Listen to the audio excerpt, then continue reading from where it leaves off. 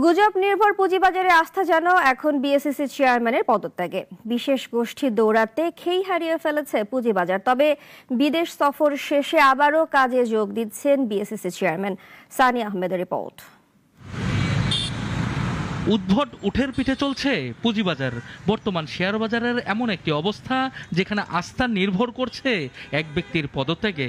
বাজার মূলধন কমে যাওয়াকে বলা হচ্ছে টাকা হাওয়া কিংবা উধাও।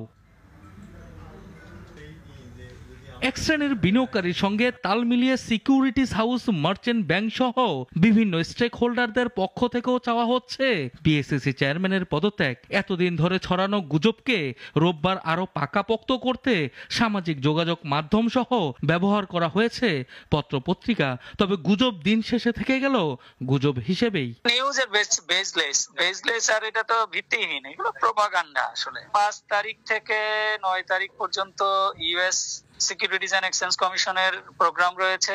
আবার ১২ থেকে ১৪ এটা হলো আইওস্কোর ৫০তম অ্যানুয়াল মিটিং, যেটা কাতারের দোহাতে হবে। দুইটাই অফিসিয়াল ভিজিট, একসাথে ভিজিট করে আসবে। বিএসইসি চেয়ারম্যানের পদত্যাগ ইস্যুতে বারবারই হোঁচট খাচ্ছে পুঁজিবাজার। তবে বর্তমান যে সাপোর্ট লেভেল বাজারে চলছে সেখান থেকে ঘুরে দাঁড়ানোর কথা বিশ্লেষকরা বললেও আসছে বাজেটে চান বিশেষ প্রণোদনা।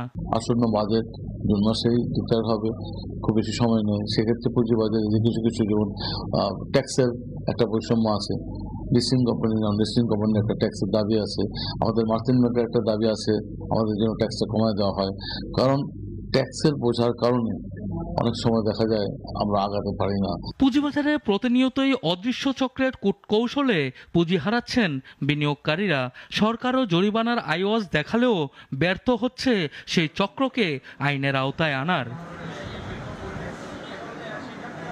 সানি আহমেদ, নাগরিক, ঢাকা।